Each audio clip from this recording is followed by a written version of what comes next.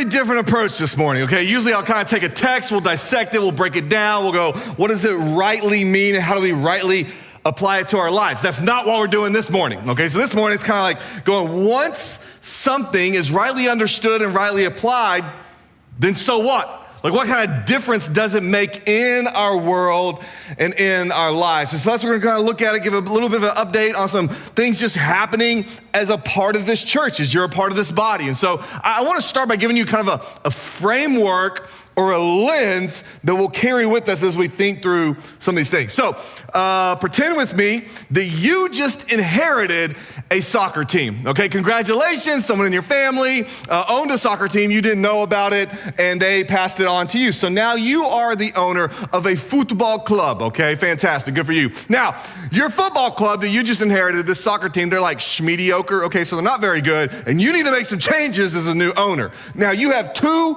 options as the new owner on what kind of changes you're gonna make. Number one, you could take the all-star, the best person on your team, and fire them and upgrade them. Get a better all-star, a bigger, improve your best player. Option number one. Option number two would be to find the worst player on your team and upgrade, improve, replace them, okay? So you're thinking through that. You're gonna make your team better. Are you gonna go improve the all-star or improve the worst player?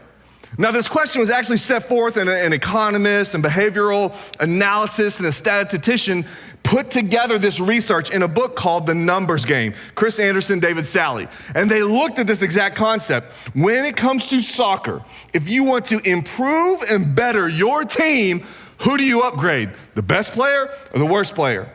They came to find out statistically, way higher is to improve the worst player on the team. Will overall make your team better than just improving the best player. Now, why is this, okay? It's because in soccer, you can't just give the ball to the all-star and they just beat all the people and take it themselves and just go score a goal. It is a much more team approach. There's gonna be so many touches, and likelihood is that worst player on the team is gonna touch the ball and they'll fumble and kick it away or whatever, have it stolen. So what you wanna do in soccer to make your team better is improve the worst player. This is what we call a weak link mindset or a weak link strategy. A chain is only as strong as its weakest link. A team is only as strong as its weakest link. So you improve the weakest link and you have an overall better team, better chain. So that's soccer, okay? Now, on the complete opposite end of the spectrum is basketball. Weak link strategy is not a good approach for basketball. They have a strong link strategy, strong link mentality. You want a better basketball team, you go improve the best player. You get a better all-star. Why? Because what you can do is you can just pass the ball to them, everybody else just clear out of the way, and they can take it and go score. So those are kind of the opposite ends of the spectrum, a weak link and strong link strategy. When it comes to the church, when it comes to Christendom, Team Jesus, what's our approach? Weak link or strong link? To help you maybe better understand the strong link mentality, there's a podcaster who's kind of debating this and seeing how it plays out. And so he decided to kind of do some research on this. And so what happened was, the scenario that set this up was a large university, very prestigious, very great, very selective university. You'd all recognize the name if I said it, was given a donation of $400 million, okay? Wow, it's a big donation, okay? But here's the deal. At the time, they already had $22 billion in endowment, okay? So this podcaster kind of loses his mind a little bit, like, oh my goodness, what would you do, if you're down to your last 20 billion, And so he's kind of critical of it. And so what happens is the president of the university invites this podcaster to come sit down and to talk about this. And so he uses this as an opportunity to understand strong link thinkers, improving the best, always and only. And so in this interview, he talks to the president and he asks this question, he goes, how much is enough? Like seriously, you have 22 billion in the bank. Like that was then when the podcast happened. Today, that's like now gone to 38 billion. How much is enough? The university president says, you know what? As long as our ambition continues to increase, so must our funding along with that ambition. So essentially said, there's never enough, okay? As long as we've got ambition and goals, let's just keep bringing in the billions. So the podcaster kind of pushes him again and goes, okay, what if someone came to you and said, I'm giving you $10 billion. You've already got $38 billion in the bank. Here's $10 billion more. Would you take it? And the university president sits there and thinks about it and goes like, well, no one's gonna give me that unless I have a really good reason to use it, and a plan for it. So he spends 2 seconds thinking about it, and he comes up with a way to spend another $10 billion, okay? Then finally, the podcaster kind of pushes him to the extreme, trying to understand the strong link mentality. And he says, is there ever a scenario where someone comes to you, you've got $22 billion in the bank, and they say, hey, I'd like to make a $100 million donation. And you're like, that's nice, but what we've got, that's kind of a drop in the bucket. That's not gonna do a lot for us. Thank you so much for your generosity. If you really want that money to go to work, you ought to send it to the university down the street. 100 million over there could make a huge difference. Podcaster asked the university president, would you ever do that? University president thought for a second, goes, no, I would never tell him not to donate to this university because we will use it better than anyone else. That strong link mentality. Now that's what you want as a university president, okay? You don't want to hire a university president just like, give it all away. But you're understanding that strong link mentality is us and only us all the time. We can use it better and we will make more of an impact than anyone else. Let's go back to the church. Maybe even churches in our area. What should our strategy be? Strong link mentality? Pick the top 1% of all churches, the best, strongest, however you clarify that, and whoever gets to judge that, and we're just gonna pour all of our time, all of our attention, all of our money, effort, energy, just into those churches, because they can use it better than anybody else. That's what we're gonna do. Or is Team Jesus, Christendom, churches go, you know what? Actually, what's best and beneficial for the whole is to help someone else out. They may be struggling. They may not have optimum performance. Is there a way that we can help get them up and improve them?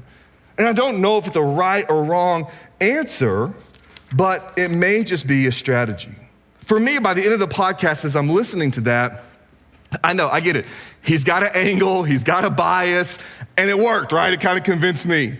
Because to the end of the podcast, I just couldn't help but to look at this university and go, you seem a little selfish. And when I look at Rock Point Church, I see an abundance of riches. Now don't get me wrong, we're way far away from 20 billion in endowment, okay? We actually carry a very manageable debt that we see as a tool and a resource to accomplish the mission. But what I'm talking about, when I see an abundance of riches, although we are a very generous church, I'm thinking about our skills, our talent, our knowledge, our wisdom, our willingness to self-sacrifice. I look at what this church collectively has and I'm like, wow, that's an abundance of riches. And if someone did a podcast on us and understood how we use that talent, that skill, that time, and if we walked away and it's like, they only care about themselves. They only want to focus here and they're better than everyone else. I would feel a little embarrassed if we came off selfishly. So if you're asking me, what is Rock Point? I truly think we're a weak link strategy. We have a weak link approach. I don't think we go, hey, find the top 1% and just everything in there. And then we go, you know what? No, there's some other strategic investments that can be made to help the overall team and the overall chain. Now, why is that? Why do I think the Rock Point is a weak link approach to ministry to the church?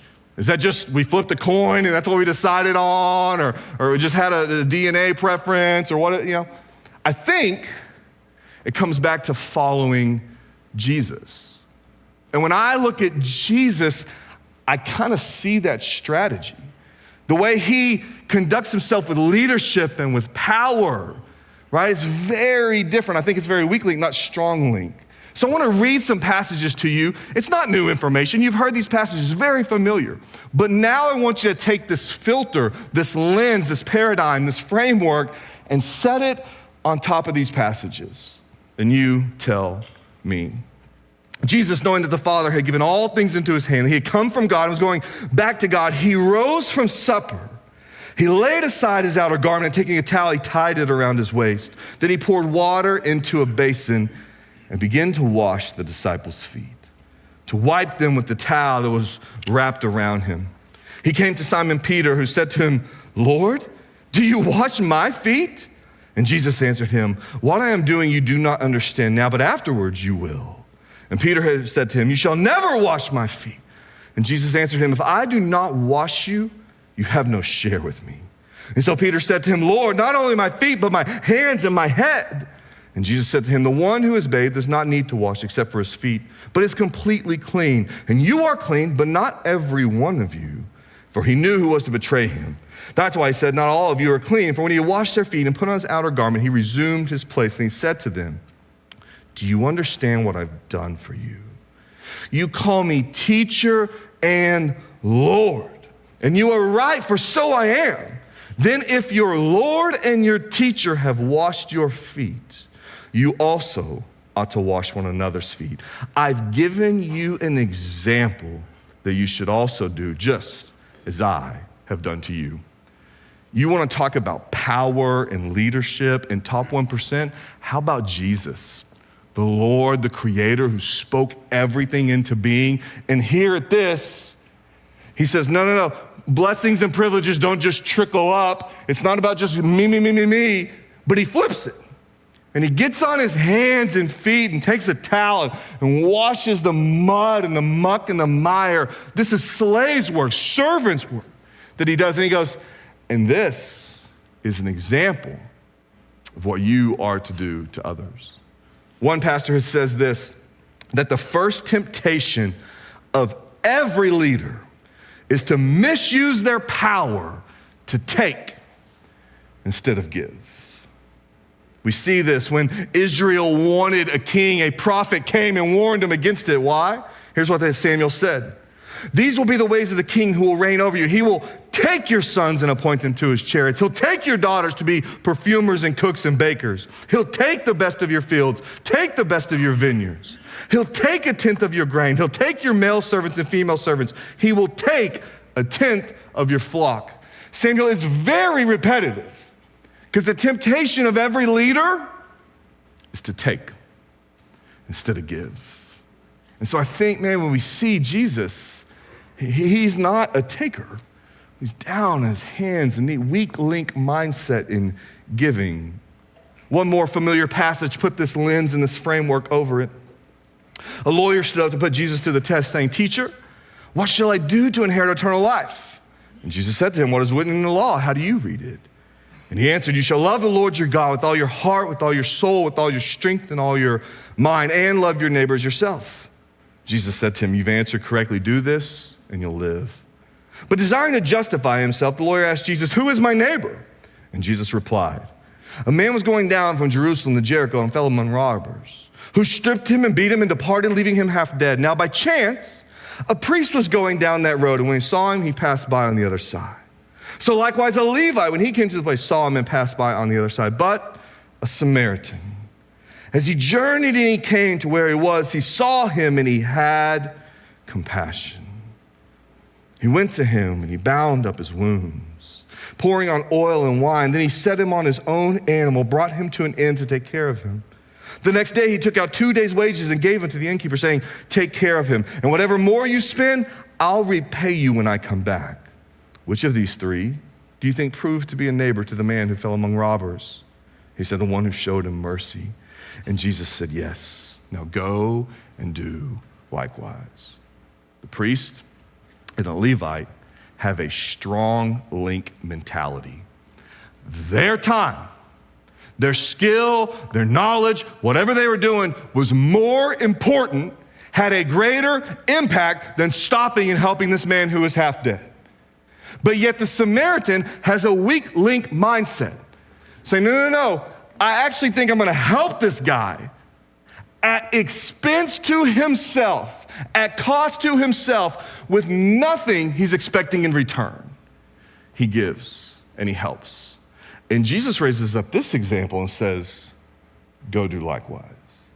I think Jesus is saying, have a weak link mindset, because it's kind of like what God did for us. For God so loved the world, he took? No, he gave. He gave his one and only son at cost to himself. Romans 5:6, while we were still weak, at the right time, Christ died for the ungodly. So if Rock Point is, if I'm correct, kind of a weak link mindset, we see Jesus and his kingdom, the way he does power and leadership differently. How does that play out here? Well, like, how does that work?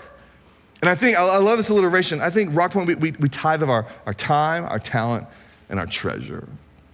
If you weren't aware, as a covenant member of Rock Point, some of the things people covenant to do is to tithe, to give 1/10 of their annual income to the church. And as church leadership, we think the church should mirror that as well. So what we bake into our budget is that 10% of what is offered and given to this church, we send outside the walls of this church. We just feel like so I'm talking like $650,000 a year that we don't put into this church, but we push out to somebody else. Something like the Martiz family in Cuba, right? And some of these other missionaries you'll be seeing. So in my mind, I go like, could we use $650 here? Oh yeah, we could. But I think that strong link mindset going like, oh, we can use it better than they can, or let's just put it all in here and maximize this. But I think we have a weak link mindset that comes from Jesus, who washed his feet and who says, hey, go care for this person at cost and expense to yourself, wanting nothing in return. Right? I think about we've asked our staff as part of our vision, which I'll talk about more later, to be able to give up to 10% of their work week to other churches. Does that benefit Rock Point? Not really, but that's not the point. Right? We're saying, hey, if there's a church that's struggling or needs some help or head to optimization, like we should go help, because that, we would say, helps the overall team Jesus or Christianity, right? And I think about people, not just staff in our congregation, the amount of talent and skill and knowledge and wisdom that is leveraged beyond the walls of this church, I think is a beautiful thing. And so we have a vision here at Rock Point. It is to plant, to foster, and or adopt 50 churches in the next 10 years. That to me is a manifestation of weekly. We're not saying like, hey, 50 campuses for us and 50 more buildings with our name on it, but we're saying like, how can we, at cost to us and expense to us, help better others? And so just want to give you an update, this is what's going on behind the scenes sometimes, okay? So one of the things we did is we planted a church as part of this vision. Wellspring Church, you may know Matt Bird, Austin Crosby, their wonderful wives. By the way, Austin Crosby just brought a baby into the world, or his wife did, and he's just holding it, snuggling, so that's fantastic. But they're down there. They've had Wellspring Church just outside of Waco in China Spring. They're meeting in a school cafeteria, probably for about 14 months. The church has existed. As I talked to Matt, as I talked to Austin, here's some updates they gave us. Now, in like 14 months, they're averaging about 300 to 400 people a Sunday, right? Running 2 different services. Easter, they just had 600 people, right? 14 months, that's just incredible. Dinner with the pastor, they're doing it, right? That's our DNA. So Matt had 40 people in his living room doing dinner with the pastor. They're about to take their first student ministry mission trip in June. They had the opportunity, you'll love this is a God story, to purchase 36 acres on the main road there in China Spring for less than $500,000.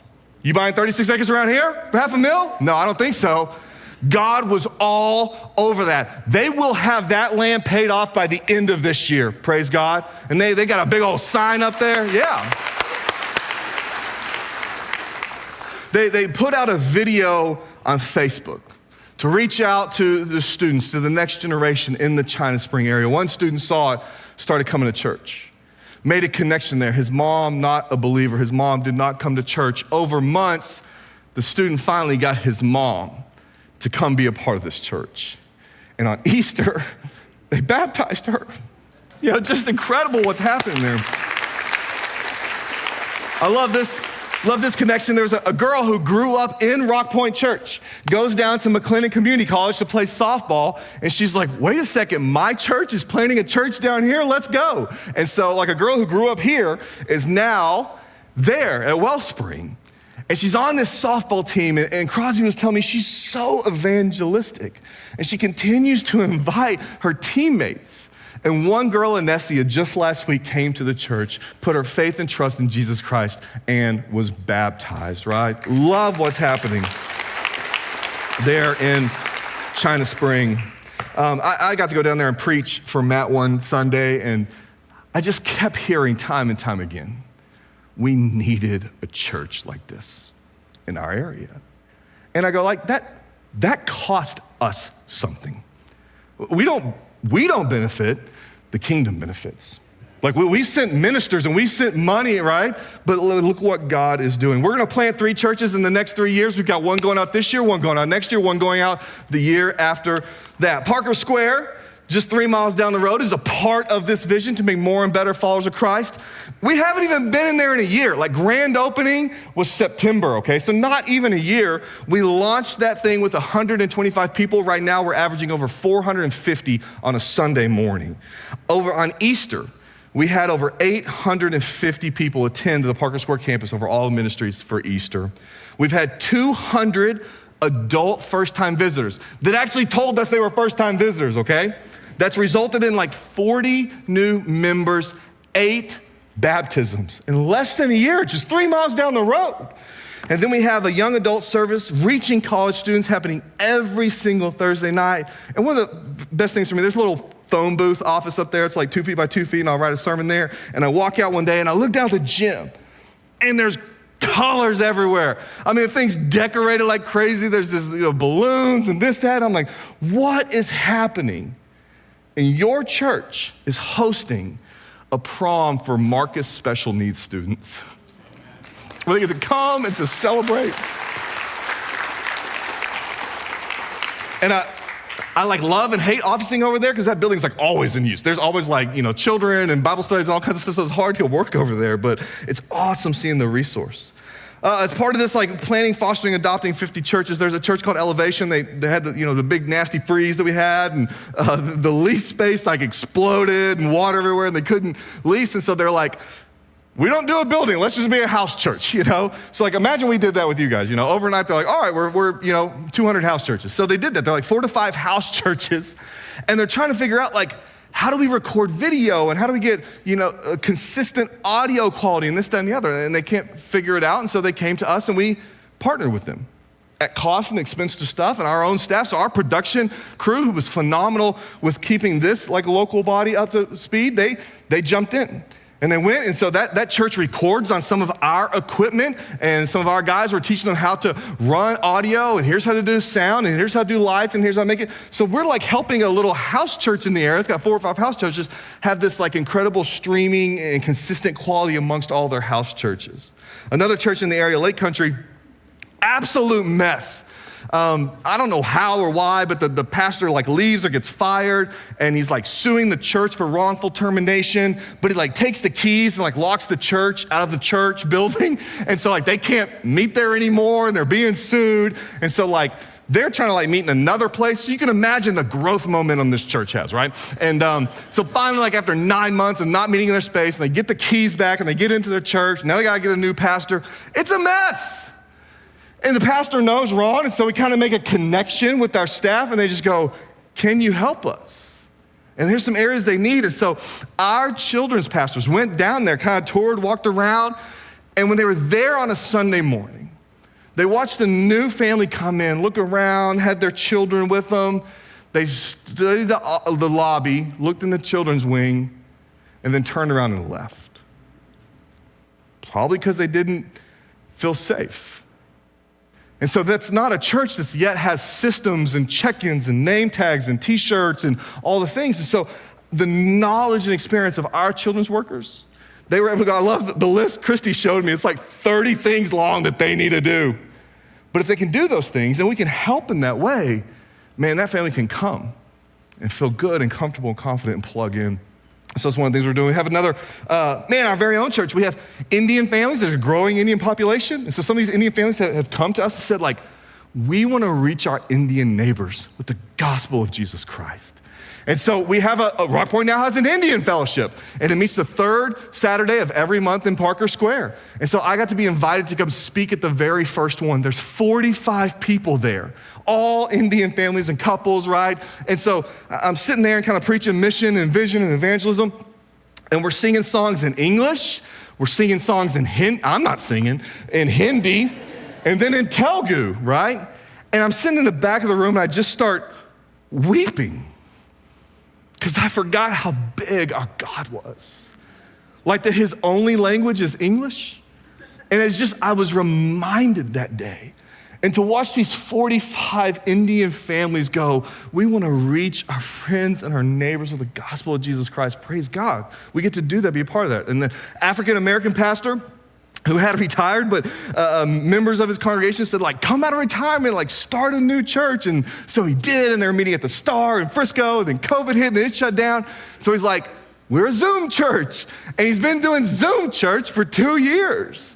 But it came to the point where he's like, I think we're ready to like be in person and have this Zoom church like meet, but we don't have a building. And we get connected and people, and he's like, can we use your building? And we're like, hey, we do this. This is a cost to us. This is a cost to our staff. This will not benefit us, but it benefits the kingdom. Yeah, let's work on some logistics, but come on, use our facility, use our resource. We start saying yes to this, then God just starts bringing things, right? We're sitting in the office the other day, and then like a Hispanic church comes in, and we have to, like, I don't speak, and so we have to get some of our Spanish speakers on staff, and they come talk to them, and they're like, we've been kicked out of multiple locations or can't find a place. Like, could we be here and worship here? We're like, dadgummit, we do this, let's go. And so we're even trying to work and things like that. So it's just incredible.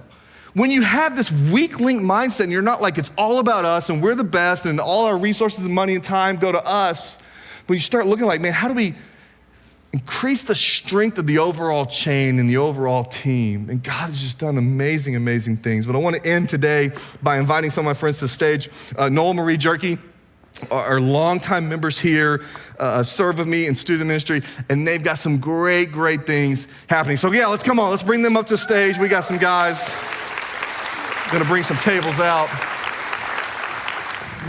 So I had the opportunity to sit down with Noel Marie, and like as soon as I kind of heard what's happening, what they're doing, and what they're up to and about, I was like, oh my goodness, like I cannot wait to share this with the congregation. I can't wait for you guys to hear from them. They don't want to be here, by the way. They're just like, you can tell a story, but I'm like, no. Like you guys are the real deal, and I want just one time for them to, for you guys to hear from them about what's going on, what's happening. So they're heavily involved in Mexico, just across the border from Del Rio is Acuña, and a little burb of that is Noblessi. And so why don't you guys tell us a little bit, like, who are you partnered with in Noblessi? How's that all working? So we have two partners there. The first are Sean and Janine Young, and they're with Young Living Stones, and they're in Del Rio. And Sean is a Texas Baptist River missionary. And then right across, as Destin said, in Acuña, we have a family that we work with, Pastor Zarate and his family and his church, Estrella de Belen. They're just wonderful partners, and we've got a quick little video to kind of introduce you to them. Yeah, let's see the video. The Noblessi Mission Project.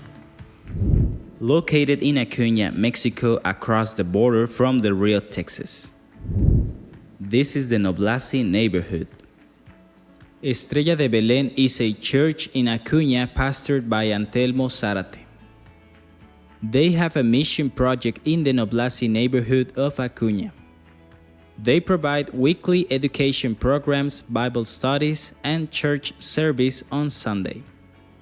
Let's hear from the Zárate family about their heart to reach Noblessi for Christ. Soy el pastor Antelmo Zárate Zenón. Pastoreo aquí en Ciudad Acuña, Coahuila, y llevo pastoreando en esta ciudad alrededor de 45 años y nuestro plan es que Acuña conozca a Jesucristo. El Señor nos ha llevado a un fraccionamiento que se llama Fraccionamiento Noblessi. Al estar tratando de impartir la clase bíblica con nuestros niños, hemos observado que muchos de nuestros niños no saben ni leer ni escribir. Como encargado de este ministerio hemos estado trabajando en atraer principalmente niños para apoyarlos en la educación por medio de clases de computación. Es ahí donde nosotros como iglesia estamos trabajando, tenemos nuestras reuniones con ellos y aprovechamos al darles un estudio, aprovechamos para que aprendan a pintar, aprendan a leer, aprendan a comunicarse con sus compañeros. As you can see, the current facility is out of space. Pastor Zarate's church has purchased land to build a new church that will include a school. They're working to finalize building plans and determining a budget and timeline to build the new church. Please join us in praying for the Noblessi Mission Project as they continue to reach others for Christ. Well, there you go. There's a little bit about what's happening there in Noblessi. And I got to share just the tip of the iceberg maybe about a month ago when I was preaching and talked about the land and how the church took that out. What I love about our congregation, like a foot washing, give, not take, help the person on the road, is 3 people texting me, like as soon as I got off stage, and they're like, tell me how much we're paying the loan on the land, just privately. And one of them had to tell, like I said, I'm sorry, someone already beat you to it, and they're like, I don't like coming in second, So anyways, that's our church. But I wanted to ask Noel, Maria, so what we saw the video, but what's happening there in Noblessi right now? So as the Zarate family shared, many of the children in the Noblessi community are academically behind their peers just because they're not able to attend class and they receive minimal support from their educational system. And now with COVID, it's compounded that educational need even more just because many of them have not been able to attend school in person for the last couple of years. So that need is really critical just because students who don't complete middle school don't receive the certification that they need in order to apply for employment later on, which then continues the cycle of poverty for them. So what the Zarate family did is their church started this program to provide educational tutoring for the children in the Noblessi community and have since expanded that to their home church in that area, which is called Estrella de Belén. And today they have about 55 students who are enrolled in Noblessi. They have 20 who are enrolled in Estrella de Belén. And every week they get about 4 hours of educational tutoring as well as prayer and a meal. They've even been able to extend employment to people in their community by hiring some ladies to help prepare the meals, as well as hiring certified teachers to help teach the kids. So there's definitely a lot of need there. And God blesses the Zarate family because they are so uniquely equipped to help meet some of those needs. Yeah. Oh, that's awesome. Thank you so much. And a lot of ministry happening there, but maybe Noel, as you think about it, any highlights, like what's the impact that this church plant's making? Well, the most important impact is when we started, the church had about 60 people attending. It was mostly kids, and this is the church plant in Noblessi. Now we have over 125 attending. And this last Mother's Day, we actually had to have church out on the street. They're out of space. And there were so many new moms that came to church. And it's just exciting to see the church growth out of this program. And that's the heart of using education to reach people for Christ. But it's been great. I just love our church, as Des has been saying. I mean, the impact of Rock Point being involved the last few years has been awesome. We've done tech camps down in Noblessi where we go down and we teach just a basic introduction to programming. We let the kids have time on the computer. We get to have a meal with them. We get to pray with them. It's just a really great time. Our preschool ministry has been an awesome partner. The kids' pictures from Noblessi hang up in the preschool rooms here. Our kids pray for those kids. We had PJs and pancakes here. Well, we had PJs and pancakes last January. We took PJs that were donated here and we took them down in Noblessi. Handed out the PJs, had pancakes. It was a sweet day. This past summer, we had a mission team from Rock Point go down, and one of the things we did is we handed out Feed the Hunger food. So we took a pallet of Feed the Hunger food with us, and it was brothers and sisters in Christ, both sides of the border, took the food over. We had strollers, we had cars, we had people fanned out all over the neighborhood, handed that food out, invited people to church, and it was just great to see the Zarate family and their church just love on that community. Just they have a real heart for the community. But I got a couple stories to tell. Yeah, let's do it. Okay. So I got my buddy Daniel who's down there, and he's been in 2 of our tech camps. And in the first one, so the kids are kind of working on their project, and all of a sudden we just hear this loud bah, bah. Well, Daniel, he'd figure out how to make his programming code make sheep sounds. And so he was just laughing his head off. There's a bunch of middle school age boys in the room, and you can just imagine, they all wanted to know how to do that. And this last time down, we have this game that we built to kind of show the kids more complex programming. And on it, Moses is flying around on the screen, and you have to help him avoid the plagues. And so you guessed it, Daniel just starts laughing his head off. Well, he'd figure out how to hack the game, of course. And he made virtual Moses immortal. And so, his score was just going up, and it was great. But, Daniel's a smart kid. But Daniel today, he's not going to school. What he does every day is he sells tamales on the street with his grandma. And so, but once a week, Daniel gets to go to this program. He gets tutoring, he gets a meal, he gets Bible, he gets prayer, he goes to church. He gets loved on by that community. And that's why we love this program. And just to tell you a little more about the people we're working with, just the heart of the people we're working with, the pastor's wife, Esther, she's been like a 40-year educator in Acuna.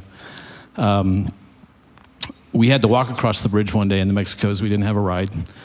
And so Esther was right there waiting for us. And my son, Gage, and I are in the car. I don't speak any Spanish, neither does Gage. And I didn't think Esther spoke any English. But she gets in the car and starts driving. She says very slowly, we are all here together because we all love Jesus. So there wasn't really anything else to say. That's the heart of the people we're working with. Yeah, I love that. Thank you so much. And we can, sure. Yeah, good stuff. So as I was sitting with Noel and Maria, just listening to, there's some needs that we can meet. And I was like, yes, let's come back to this congregation who washes feet, who give and doesn't take, who helps those who are in a tough situation. And so I wanted to ask you guys, are there specific ways that we can activate this congregation to be a part? Well, first and foremost, we ask you to please pray. Pray for the Zarate family and for their church. Pray that God would just continue to provide and equip them for the work that He's called them to do. Another way that you can help support this mission program is to go. Rock Point Church is going to be sending another team down to Acuna in July. We're going to be helping their church, Estrella de Belén, with their vacation Bible school, as well as doing some other service projects. And the other way that you can support Noblessi Mission Project is by giving. Right now, we are trying to raise support for the 75 kids that are involved in their education program. We're trying to raise about $30 per month per child for the upcoming school year. So if you're interested in learning more about that, you can go to younglivingstones.com, or you can see us after the service. Thanks. Yeah. So I heard about that. I just thought it was amazing. I'm like, you tell me $30 a month for a year, or a one-time donation of $360, you can take a kid like Daniel and cover their costs for an entire year. I'm like, I think our people can knock this out. And so that's one of the things we just want to offer to you guys. If God would so move your heart that we would sponsor all 75 kids for this next upcoming school year so they could have that. So I want to pray over Noel and Maria, and then we will close our service.